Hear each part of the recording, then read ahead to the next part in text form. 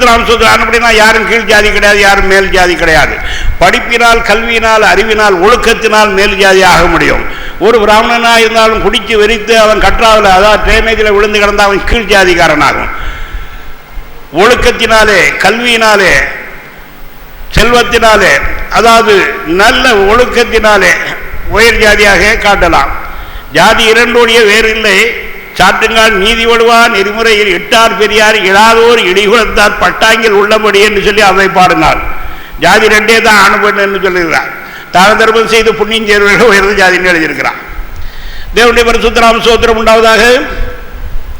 உலக ரீதியின்படியும் அநேக ஞானிகளும் ரிஷிகள் எழுப்பி ஜாதி இல்லை என்று சொல்லி இந்தியாவில் பிரச்சாரம் பண்ணாலும் எடுபடலை. காரணம் என்னென்றால் பிராமணர்களுடைய ஆதிக்கம். அது தொலைஞ்சிடும் சீக்கிரம், அதுக்கு ஒரு முடிவு வரும். தேவனுடைய பரிசுத்தராம் ஸ்தோத்திரம் உண்டாவதாக. பிராமணர்கள் நல்லவர்கள் இருக்கிறார்கள், எல்லாரும் கிட்ட. ஆனால் பிராமணர் ரொம்ப சூதுகாரனாக, நீங்கள் கத்திட்டு குத்துங்க, அவன் பேனா விட்டு உங்களை சொல்லிய முடிச்சிருவான். அவனுடைய ஆயுதம் பேனா. கொஞ்சம் ஜாதி கண்டு அவங்க ரத்தத்தை எடுத்து லேபரேட்டரியில் கொண்டு டெஸ்ட் பண்ணால் இது நாடார் ரத்தம், இது தலித்து ரத்தம், இது கோனார் ரத்தம், இது மரவ ரத்தம்னு சொல்லி அவன் சொல்லுவான். மனுஷ ரத்தம்னு தான் சொல்லுவான். யாராவது தான் இந்த ஜாதிகாரன் அவனுடைய ரத்தத்தை இங்கே எடுத்து கொண்டு போய் நாகர்கோவிலில் டெஸ்ட் பண்ணோம். யார் ரத்தம்னு சொல்லக்கூடாது, அப்போ பண்ணி சொல்லட்டு என்ன ஜாதின்னு சொல்லி. விஞ்ஞான ரீதியிலையும் அது பெரிய துரோகம். கிறிஸ்தவர்கள் கண்டிப்பாக ஜாதி ஏற்பட்டாங்க. ஜாதி நான்லாம் எல்லா ஜாதியும் உண்டு. என்ன யாராவது என்ன ஜாதின்னு கேட்டாங்க, என்ன ஜாதின்னு நினைக்கிறீங்க? ஆமாம். இல்லை இல்லை நீங்கள் போய் சொல்கிறீங்க. பிறகு என்ன நினைக்கிறீங்க? ஆமாம். அதுக்கு ஒரு தமா சொல்கிறேன். நான் வந்துட்டு சுவிசை ஊழிங்க அதுக்காக தெக்க வந்தேன். மெட்ராஸ் வந்து வரும்பொழுது எங்கேயோ வச்சு தஞ்சாவூர்லேயோ எங்கேயோ, அப்போ மெயின் லைனுங்கிறது அப்படி வருது. தஞ்சாவூர் கும்பகோணம் வழியாக தஞ்சாவூர் வந்துடுறது. இப்போ நம்ம குறுக்க வராமல் இது காட்டு லைன்னு பேர். மெயின் லைன் அங்கேயாக இருக்குது. வரும்பொழுது ஒரு பெரியவர் வந்து இறங்கினா, நேரடியாக போட்டிருந்தார். அப்போது நான் எங்கள் கம்பார்ட்மெண்ட்டில் இருக்கிற சுவிஸ் சொல்லிக்கிட்டு இருந்தேன். உடனே அதை கேட்ட ஒரு பக்கத்தில் வந்து உட்காந்தார். உட்காந்து பேசிக்கிட்டு இருந்து, நீங்கள் கிறிஸ்தவங்களான்னு கேட்டேன். ஆமாம், என் பையன் அங்கே இருக்கிறான், நாகப்பட்டினத்தில் பையன் எல்ஐசியில் இருக்கிறான், அங்கே போய்ட்டு வர்றேன் இப்படி இருக்க அப்படின்னா. அவர் கிறிஸ்தவர், பெரியவர், ஒரு 60-65 வயசு. திடீர்னு கேட்டார், நீங்கள் என்ன ஜாதி அப்படின்னு கேட்டார். ஐயோ, எனக்கு கல்யாணம் ஆகிட்டு தான், பொண்ணு வச்சுருக்கீங்களா? உங்கள் பொண்ணை வேறு யாருக்காக கட்டி விடும். அவர் மூஞ்சி சொல்லி சிக்கி இருந்தவங்களாம் சொல்லி, நான் அப்போ கல்யாணமாகலை, ஒன்றும் இல்லை. என்ன ஜாதின்னு கேட்குறான்னா பொண்ணு கொடுக்கறதுக்காக கேட்குறான்னு தானே அர்த்தம். அப்போ ஜெபம் என்று சொல்லப்படுகிறது மிக ஒரு பெரிய காரியமாகும்.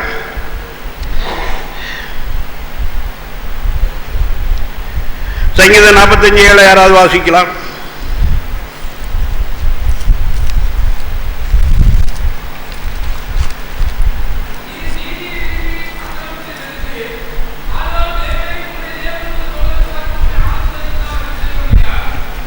தேவனுடைய பரிசுத்தராம் சொல்ற, நீதியாய், நேர்மையாய், உண்மையாய் நாம் இந்த உலகத்திலே ஜீவிக்க வேண்டும், ஊழியம் செய்ய வேண்டும். எல்லா மனிதர்களையும் மனிதர்களாகத்தான் கடவுள் பார்க்கிறாரே தவிர ஜாதிங்கிற முறையில் தேவன் பார்க்கறது இல்லை. தேவன் மேலே இருந்து பார்க்கிறார். அவர் பார்க்கும் பொழுது மனித ஆத்துமாக்களாய் பார்க்கிறார். நாம் தான் மேலே கீழே என்று சொல்லி பார்க்கிறோம். அந்த பார்வையை விட்டுட்டு தேவன் பார்க்கிற பிரகாரம் பார்க்க வேண்டும். தேவனுடைய பரிசுத்தராம் ஸ்தோத்திரம் உண்டாவதாக. உலகத்திலே அதாவது தவறான ஜெபங்கள் செய்கிறவர்கள் நிறைய பேர் இருக்கிறார்கள். அதாவது அவர்கள் கற்பனை செய்கிறது, அனைத்து பொருள்களும் தங்களுக்கு வேணும் என்று பெற்றுக்கொள்ள வேண்டும் என்று ஜெபிக்கிறது.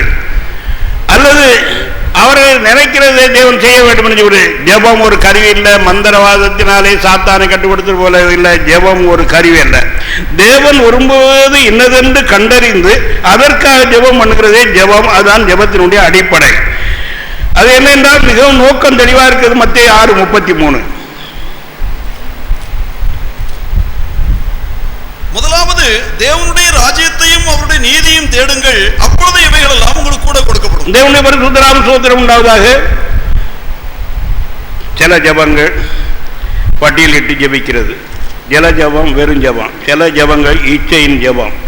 சில ஜபங்கள் ஆத்மீக ஜபம். ஜப நூல்கள் அல்லது ஒழுங்குபடுத்தப்பட்ட ஜபங்கள்லாம் இதெல்லாம் கிளிப்பிள்ளை மாலை செய்கிறதாகும். இதுவும் ஆவினால் ஜெபம் பண்ணுகிறது அல்ல. நாம் ஜெபிக்கும் பொழுது அதாவது மிக திட்டமாக தேவனுடைய வார்த்தையை பிடித்துக் கொண்டு ஜெபிக்க வேண்டும்.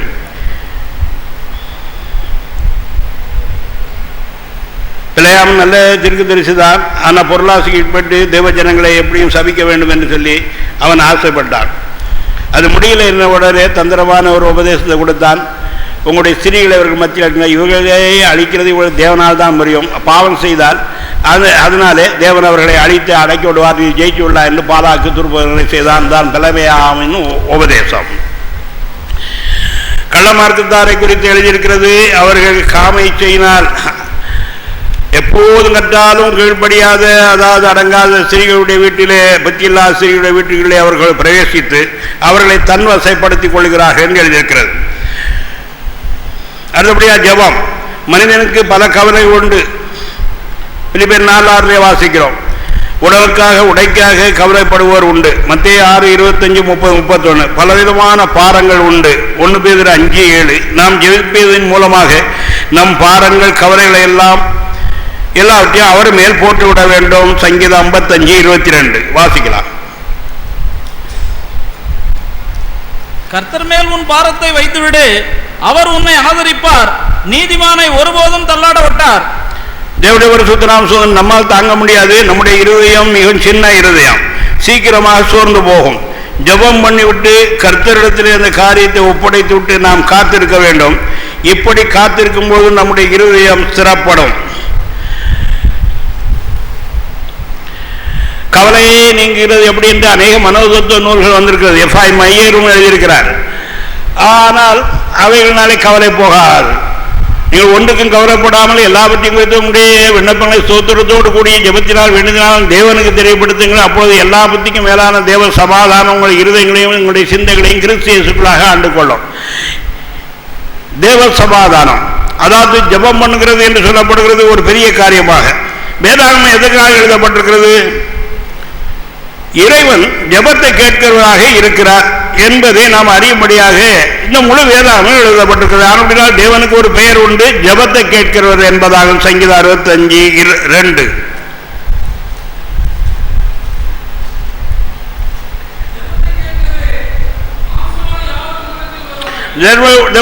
ஜெபத்தை கேட்கிறவர் என்று சொல்லி அவருக்கு ஒரு பெயர் உண்டு. நாம் ஜெபிக்கவில்லை என்றால் அது நமக்கு தேவையில்லை என்று அர்த்தம். ஜெபத்தின் முக்கிய நோக்கங்கள் ஒன்று, நாம் அதை பெற்றுக்கொள்ள ஆயத்தமாகிறது என்பதாகும். ஒரு காரியம் நமக்கு வேணும், திரும்ப திரும்ப ஜெபித்து கொண்டு அதை நான் எப்படியாவது பெற்றுக்கொள்ள வேண்டும் என்று நாம் விரும்புகிறோம் என்று அறிந்து தேவன் அதை அவர்களுக்கு கொடுப்பார். ஜெபத்தின் முக்கிய நோக்கம், நீங்கள் இச்சித்தும் உங்களுக்கு கிடைக்கவில்லை, நீங்கள் கொலை செய்தும் பொறாமையுள்ளவர்களாயிருந்தும் அடையக்கூடாமற் போகிறீர்கள். நீங்கள் சண்டையும் யுத்தமும் பண்ணியும் நீங்கள் விண்ணப்பம் பண்ணாமல் இருக்கிறதுனாலே உங்களுக்கு சித்திக்கிறது. ஆனால் ஜெபத்தின் முக்கியம், நாம் அதை பெற்றுக்கொள்ள வாஞ்சிக்கிறோம், அதை பெற்றுக்கொள்ள ஆயத்தமாக இருக்கிறோம். தேவனுக்கு கொடுத்த உடனே அதுக்காக தேவனுக்கு அதிகமான சுதி செலுத்துகிறோம். இப்போ சில காரியங்களுக்கு நம்ம தினம் தேவனுக்கு சோத்திரம் சொல்ல வேண்டியது நம்முடைய கடமை. தேவன் பெரிய காரியங்களை செய்கிறார். இப்ப ஜெமி கல்யாணம் 3000 பேர்கிட்ட கூடியிருந்தார்கள். அற்புதமாய் நடத்தி ஒழுங்குபடுத்தி அது ஆசீர்வாதமாக நடத்தி வந்தார். அப்போ தினம் அதுக்காக கர்த்தருக்கு சோத்திரம் செலுத்த வேண்டியது இருக்குதா? நிறைய பேர் சோத்திரம் செலுத்துவாரு. தேவனுடைய பரிசுத்த நாம சோத்திரம். சில காரியங்கள் நம்முடைய கெப்பாசிட்டி, அதாவது நம்முடைய திறமை, நம்முடைய தகுதிக்கு மிஞ்சின காரியங்கள் இறைவன் ரொம்ப அருமையாக அதை செய்து தருகிறார். பாம்பே போன்ற பட்டணங்களில் மக்கள் தங்குறதோ அவங்களுக்கு உணவு கொடுக்கிறதோ ஓரளவு ஈஸி. ஆனால் அவர்கள் குளிக்க வைக்க, அவர்கள் காலக்கடைகளை முடிக்க மாதிரி அந்த இதுக்கு வசதி செய்யறது ரொம்ப கஷ்டம். ஆனால் கர்த்தர் எல்லாத்தையும் ஒழுங்குபடுத்தினார். நாம் அதை பெற்றுக்கொள்வதற்கு ஆயத்தமாயிட்டோம் என்றால் கர்த்தர் அதை தருவார். ஜெபிச்ச உடனே ஆண்டவர் கொடுத்துட்டா நம்ம அவ்வளோ சோத்திரம் செய்ய மாட்டோம். சரிதானே? அதாவது நாம் ஏற்கனவே நம்ம நிறைய இருக்குது, அப்போ கொஞ்சம் ஆண்டவர் கொடுத்தாரு, கர்த்தர் சோத்திரம் ஒரு 2-3 சோத்திரம் சொல்லிட்டு விட்டுருவோம். நம்ம ஜீவியத்திலே, வாழ்க்கையிலே, ஊழியத்திலே கர்த்தர் நடப்பித்த அநேக நன்மைகளுக்காக நாம் தொடர்ந்து ஸ்தோத்திரம் செலுத்த கடமைப்பட்டிருக்கிறோம். நன்றி இருக்க வேண்டும், தேங்க்ஸ் கிவிங் செலுத்த வேண்டும். ஜெபிக்க ஜெபிக்க தேவனோடு தொடர்பு அதிகமாகிறது.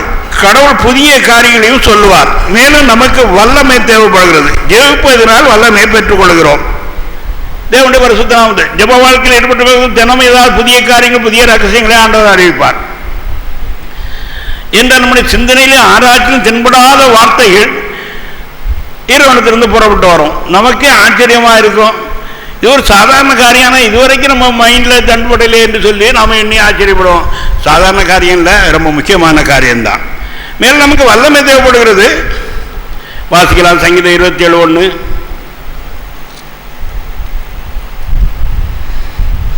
கர்த்தர் என் வெளிச்சமும் என் ரட்சிப்புமானவர், யாருக்கு பயப்படுவேன்? கர்த்தரின் ஜீவனின் பலனானவர், யாருக்கு அஞ்சுவேன்? தேவனுடைய பரிசுத்த நாம ஸ்தோத்திரம் உண்டாவதாக. கர்த்தர் நம்முடைய ரட்சிப்புமா இருக்கிறார், ஜீவனா இருக்கிறார், ஜீவனின் பலனாக இருக்கிறார். ஹல்லேலூயா. அப்படினால அதை நாம் பெற்றுக்கொள்ள வேண்டும். பிரசங்கிக்கிறதுக்கு வல்லமை வேணும். மார்க் 3:17.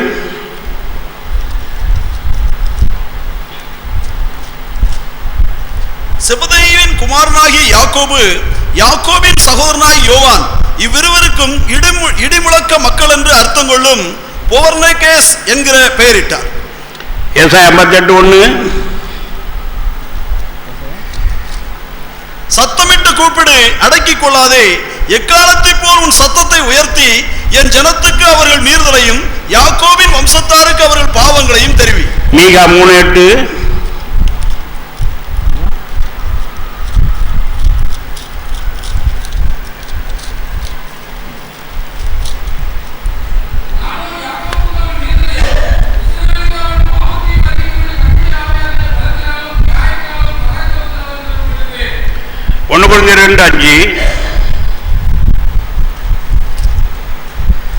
என் பேச்சும் என் பிரசங்கமும் மனுஷ ஞானத்துக்குரிய நயவசனம் உள்ளதா இராமல் ஆவியினாலும் பலத்தினாலும் உறுதிப்படுத்தப்பட்டதா. நாம் பிரசங்கம் பண்ணுகிறதற்கு நம்ம வல்லமை வேணும், பாவத்தை கடிந்து கொள்ள வல்லமை வேணும், மற்றவர்களுடைய தவறை சுட்டி காட்டி எச்சரிக்கிறதுக்கு வல்லமை வேணும். மீகா சொல்லுகிறான், நான் தேவனுடைய ஆவின் பலத்தினாலும் வல்லமையினாலும் வைராகியத்தினாலும் நிறைந்திருக்கிறேன் என்று சொல்லுகிறார். தேவனுடைய பரிசுத்த நாம ஸ்தோத்திரம் உண்டாவதாக.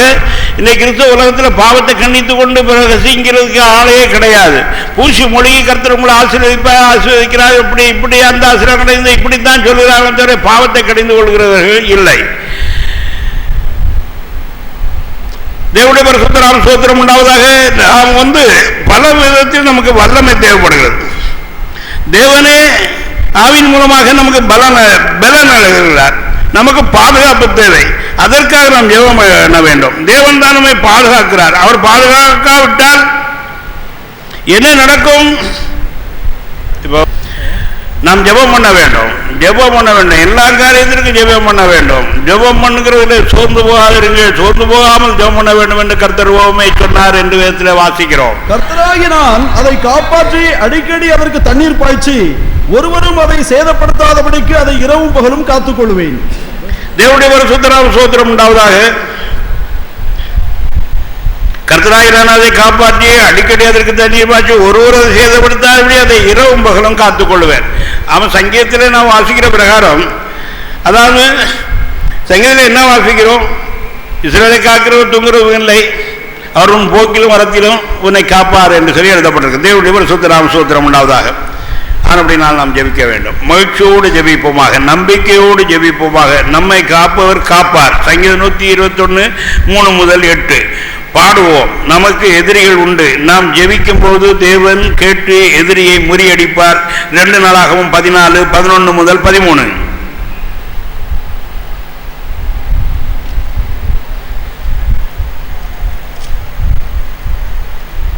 அந்த அரணிப்புகளை பலப்படுத்தி அவைகளிலே தலைவரையும் ஆகாரமும் எண்ணெயும் திராட்சை ரசமும் உள்ள பண்டக சாலைகளையும் யூதாவும் பென்யமீனும் அவன் பட்சத்தில் இருக்க ஒவ்வொரு பட்டணத்திலும் பரிசைகளையும் ஈட்டிகளையும் வைத்து அவைகளை மிகுதியும் பலப்படுத்தினான். இஸ்ரவேல் எங்கும் இருக்கிற ஆசாரியரும் லேவியரும் தங்கள் எல்லா எல்லைகளிலிருந்து அவனிடத்தில் வந்தார்கள். தேவனுடைய பரிசுத்த நாம ஸ்தோத்திரம் உண்டாவதாக. எந்த வசனம் வாசித்தீங்க? ஆசாதன் தேவனாகி கர்த்தரை நோக்கி கூப்பிட்டு, கர்த்தாவே பலம் உள்ளவனுக்காகிலும் பலமற்றவனுக்காகிலும் உதவி செய்வது உமக்கு லேசான காரியம். எங்கள் தேவனாகி கர்த்தாவே, எங்களுக்கு துணை நிலம் உம்மை சார்ந்து உம்முடைய நாமத்தில் ஏராளமான இந்த கூட்டத்திற்கு எதிராக வந்தோம். கர்த்தாவே, நீர் எங்கள் தேவன், மனுஷனை மேற்கொள்ள விடாதே என்றான். அப்போது கர்த்தர் அந்த எத்தியோப்பியை ஆசாவுக்கும் யூதாக்கும்பாக முறியடித்ததினால் எத்தியோப்பியர் ஓடி போனார்கள் என்பதாகும். ஹல்லேலூயா. தேவன் நம்மளோட இருக்க நாம் தேவனை தேட வேண்டும். அப்பொழுது தேவன் நமக்கு துணை நிற்பார். 2 நாளாகமம் 26:7. பெலிஸ்தரையும் கோர்வாவில் குடியிருக்கிற அரபியரையும் மெகுனியரையும் வெல்ல தேவன் அவனுக்கு துணை நின்றார் என்பதாகும். தேவனுடைய பரிசுத்த நாம ஸ்தோத்திரம் உண்டா. கர்த்தரை தேடின நாட்களே அவன் காரியங்கள்லாம் வாய்க்க செய்தார். வசனம் 5.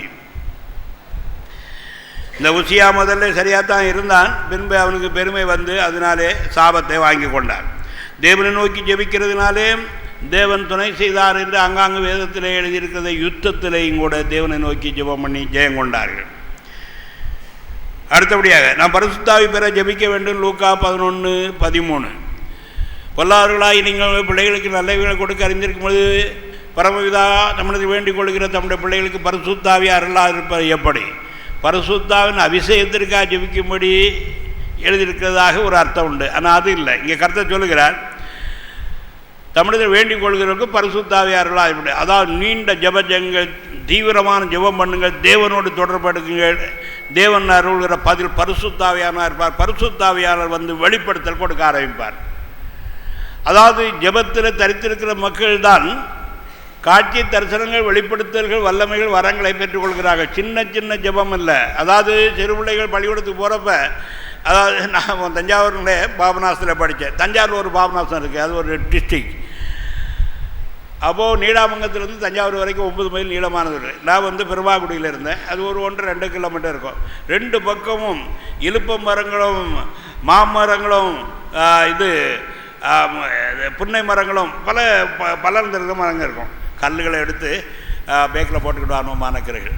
எங்கேயாவது காவலாளர் இருப்பான், டக்குன்னு அப்படி எறிவாங்க. அப்படி எரியும் பொழுது ஏதாவது ஒரு மாங்காய் விழுந்துடும் என்று எண்ணி இது விடு எறி ஜெபமாகும். சும்மா கொஞ்சம் நேரம் ஜெபிக்கிறது. ஆனால் நமக்கு இப்போ ஒரு தேங்காயை விளைவிக்கணும்னா திரும்ப திரும்ப எரிஞ்சு, அல்லது இந்த மாம்பழத்தை விளைவிக்கணும்னா திரும்ப திரும்ப எரிஞ்சு குறி வச்சு எறிகிறது. அதான் ஜெபத்தில் குறியாக ஒரே காரியத்துக்காக ஜெபிச்சு அதுக்கு பதில் வரப்படி அதை பெற்றுக்கொள்ளுவதாக ஜெபம் பண்ணுகிறது. அதுக்கு பதில் வராத வரைக்கும் அடுத்த சப்ஜெக்ட்டுக்கு போகக்கூடாது.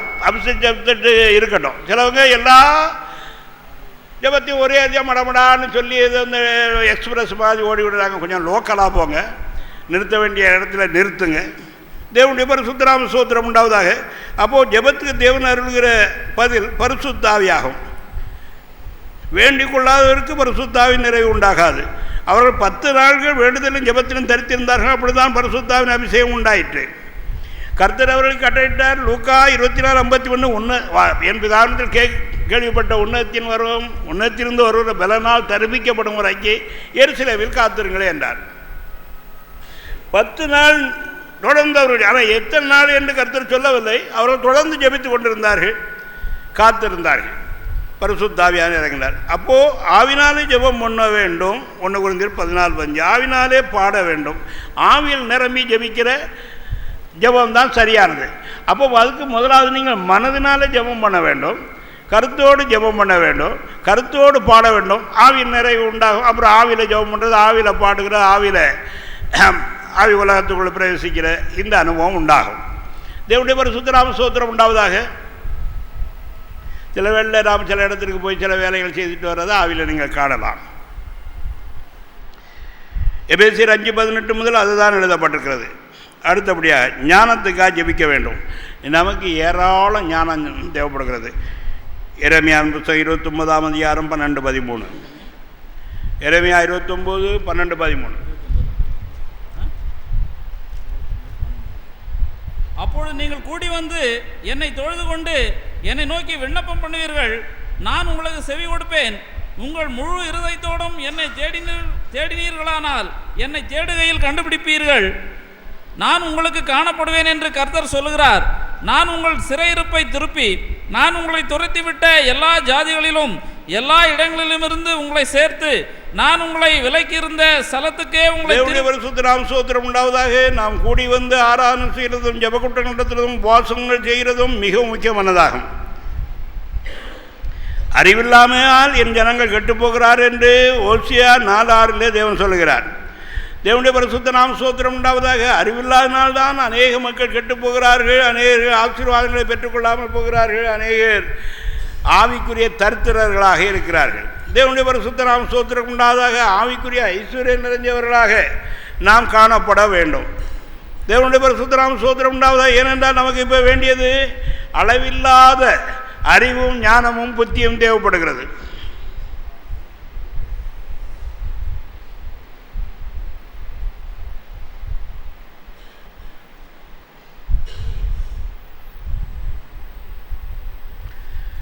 நாம் எவ்வளவோ ஜெபம் பண்ண வேண்டியதாக இருக்கிறது. அறிவு ஆத்மாவுக்கு இன்பமாகும். எந்த அளவுக்கு அறிவில் தேர்ச்சி என்றால் தேவனுடைய சாயல் என்றால் ஒன்று நீதியும் பரிசுத்தமும். இது எபேசியர் 4 அதிகாரம் 24 எழுதியிருக்கிறது. மூன்றாவது தன்னை சிருஷ்டித்தருடைய அறிவிக்கொப்ப அறிவடையும்படி புதிதாக சிருஷ்டிக்கப்பட்ட புதிய மனிதன், அதாவது கொலோசியர் 3:10. கொலோசியர் 3:10 யாராவது வாசிங்க. தன்னை சிருஷ்டித்தவருடைய சாயலுக்கொப்பாய் பூரண அறிவடையும்படி புதிதாக்கப்பட்ட புதிய மனுஷனை தரித்துக் கொண்டிருக்கிறீர்கள். தேவனுடைய பரிசுத்த நாமத்தின் அறிவிலே நாம் பூர்ணப்பட வேண்டும்.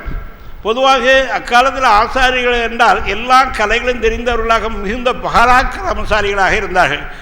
ஊழியர்கள் அப்படி ஆக வேண்டும். உசியா வேளையில் ஏறி அவன் தூவங்காட்ட ஆரம்பித்த உடனே 80 பராக்கிரமசாலியாக ஆசாரிகள் நீர் செய்கிறது கீழே இறங்க முடியும். அவனோட கோபமாக பேசினா அவனுடைய நெத்தியில் குஷ்டரோகம் உண்டாயிட்டு தன்னை கருத்தை அடித்து விட்டா இருந்தால் அவனும் இறங்கி ஓட ஆரம்பித்தான். தேவனுடைய பரிசுத்த நாம ஸ்தோத்திரம் உண்டாவதாக. அதனால் ஆசாரியனுக்கு என்ன சாப்பாடு என்று சொல்லியிருக்கிறார். முன்னந்தடை, நெத்திக்கறி, முக்கியமான பாட்டுகள் ஆசாரியனுக்கு ஒதுக்கப்பட்டது. அப்போ ஊழியர்கள் எப்படி இருக்க வேண்டும்ங்கிறது பழைய புதிய ஏற்பாட்டில் எழுதப்பட்டிருக்கிறது.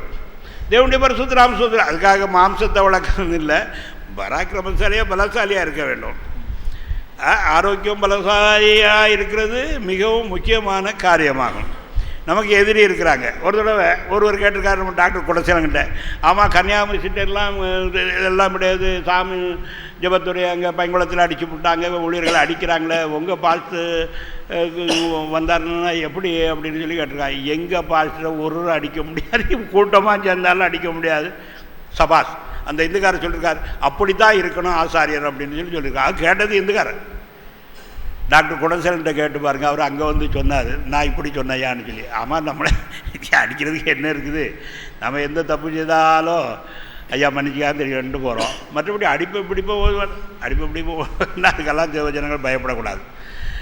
உங்களை அடிக்க வர்றாங்க, நீங்கள் ஓடிடுறீங்க. என்ன வேறு வர்றாங்க, ஏசு சாந்தமாக இருக்குங்க, அதில் ஓடுறீங்க, அங்கே போய் குடியிருக்கிறீங்க. இன்னும் விரட்டுறான், சரி கடற்கரை 10 கிலோ போய் குடியிருக்கிறீங்க, அங்கேயும் விரட்டுறான் அப்படின்னா ஒன்று கடலில் செத்து போவீங்களா? ஏன் அடிக்கிற, என்ன விஷயம்னு சொல்லி கேட்டு அது இது பண்ணுறது, தடுக்கிறது நியாயம்தான். பிரதான ஆசாரியனுக்கு இப்படியா பதில் சொல்கிறேன் என்று அவனை அடிக்கணும்னு சொன்னான். அப்போது பிரதான கர்த்தர் கேட்டார், என்ன அடிக்கிறேன், என்ன தவறு என்று கேட்டார். அங்கே விதமாக பவுலை விசாரிக்கும் பொழுது அவன் பவுலை அடிக்க முடிச்ச வெள்ளை அடிக்கப்பட்ட சுவரே கர்த்தர் அடிப்பார். நியாயப்பிரமாணத்தின்படி நியாயம் விசாரிக்க உட்காந்துருக்க, நீ என்ன அடிக்க முடி சொல்லாமான்னு ஒன்று பக்கத்தில் ஏய் பிரதான ஆசாயம் திட்டுறியா? பிரதான ஆசிரியர் எனக்கு தெரியாதுன்னார். ஆனால் மன்னிப்பு கேட்கல. காரணம் என்னென்னா அவர் உலகமெல்லாம் சுற்றிக்கிட்டு வந்ததுனால பிரதான ஆசாரியர் மாறி இருக்கிறான்னு இருக்குது. இப்போ அவர்களுக்கெல்லாம் இந்த வேத வாக்கியம் தெரியாதா, ஒரு கணத்தில் அடித்தா மறு கணத்தில் காட்டக்கூடாதுன்னு சொல்லி காட்ட வேண்டும்னு சொல்லி.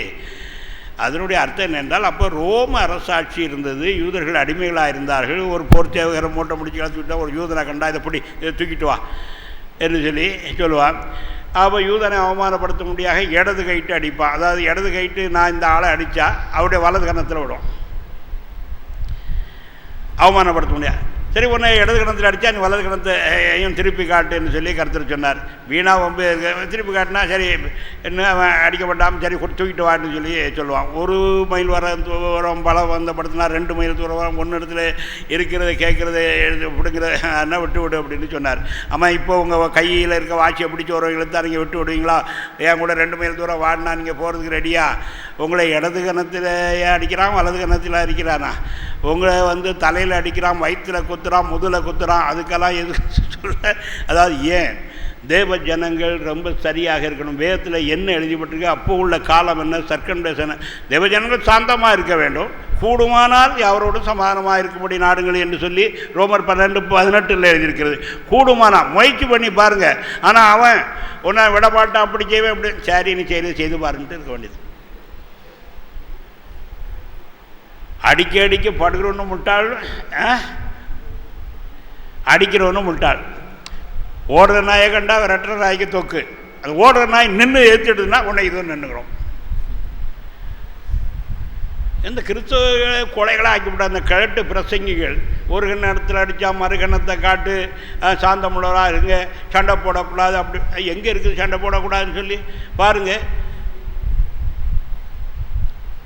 வயலிருந்து மாடுகள் ஆடுகள் பத்து விட மேய்த்து அதாவது உழுத விட்டு வந்தால் சவுல் அங்கே ஜனங்கள்லாம் அழுதுகிட்டு இருந்தாங்க. என்ன என்றால் இவ்விதமாக அம்மோனியருக்கு நாகாஸ் வந்து அடிமையாக இருக்குன்னு கேட்டான். சரின்னு சொன்னோம். ஒவ்வொருவனும் ஒவ்வொரு கண்ணை பிடிங்கி நான் இது பண்ணுவேன்னு சொல்லி சொன்னான்.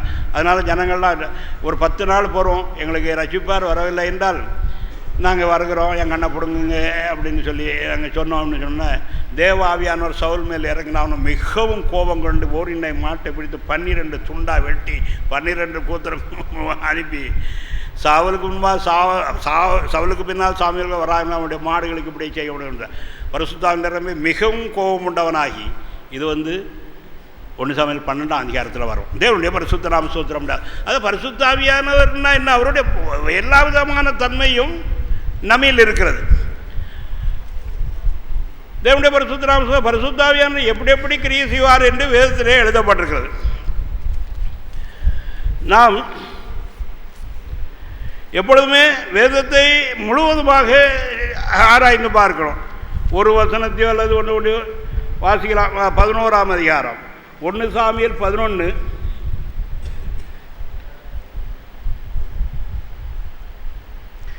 2 முதல் வாசிக்க. அதற்கு அம்மோனியனாகிய நாகாஸ், நான் உங்கள் ஒவ்வொருவருடைய வலது கண்ணையும் பிடுங்கி இதனாலே இஸ்ரவேல் எல்லாவற்றின் மேலும் நிந்தை வர பண்ணுவதே நான் உங்களோட பண்ணும் உடன்படிக்கை என்றான். அதற்கு யாபேசின் மூப்பர்கள், நாங்கள் இஸ்ரவேல் நாடெங்கும் சனாபதிகளை அனுப்பும்படி 7 நாள் எங்களுக்கு தவணை கொடும், எங்களை ரட்சிப்பார், இல்லாவிட்டால் அப்பொழுது உம்மிடத்தில் வருவோம் என்றார்கள்.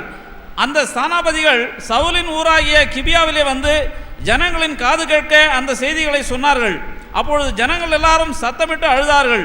இதோ சவுல் மாடுகளின் பின்னாலே வயலிலிருந்து வந்து ஜனங்கள் அழுகிற முகாந்தரம் என்ன என்று கேட்டான். யாபேசின் மனுஷர் சொல்லிய செய்திகளை அவனுக்கு தெரிவித்தார்கள். சவுல் இந்த செய்திகளை கேட்டவுடனே தேவனுடைய ஆவி அவன் மேல் இறங்கினதினால் அவன் மிகவும் கோபம் உண்டவனாகி ஓர் இணை மாட்டை பிடித்து துண்டித்து அந்த சானாபதிகள் கையிலே கொடுத்து இஸ்ரவேலின் நாடுகளுக்கெல்லாம் அனுப்பி சவுலின் பின்னாலேயும் சாமுவேலின் பின்னாலேயும் புறப்படாதவன் எவனோ அவனுடைய மாடுகளுக்கு இப்படி செய்யப்படும் என்று சொல்லி அனுப்பினான்.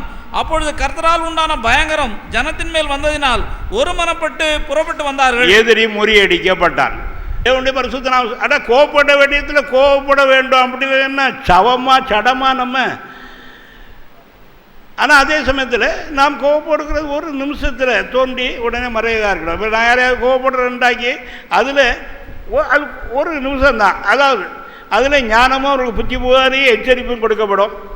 டக்குன்னு அதை விட்டு விடுவேன். அப்புறம் அந்த காரியம் அவங்க செய்ததை தவிர மனதில் வச்சு அவங்கள ட்ரீட்மெண்ட் பண்ண மாட்டேன். பாரதூரமான காரியம் மதத்தை பாதிக்கிறது, கிறிஸ்துவத்தை சபையை பாதிக்கிறது என்றால் தான் நடவடிக்கை எடுப்பேன். மற்ற காரியங்களுக்கெல்லாம் அது இல்லை. நான் முன்னால் கொஞ்சம் முரடனாக இருந்தேன். கிறிஸ்துவில் அவ்வளவு சாந்தமாக ஆனகிறேன். ஆனால் பரிசுத்தாவினை ஆட்கொண்டு இப்படி செய்ய வேண்டும் என்று கர்த்தர் சில காரியத்தை எனக்கு போதித்தார். உலகத்தில் நீதி நியாயங்களை நிலைநாட்ட வேண்டும், ஏழை எளியவர்களுக்கு உதவி செய்ய வேண்டும், அவர்கள் ஆபத்து என்றால் காப்பாற்ற வேண்டும், மறுபடியும் நியாயபரமானதை நடைமுறைக்கு கொண்டு வருவேன், நீதியை நிலைநாட்ட வேண்டியது உன்னுடைய கடமை, சபையை கொண்டு அதை செய்ய என்றார்.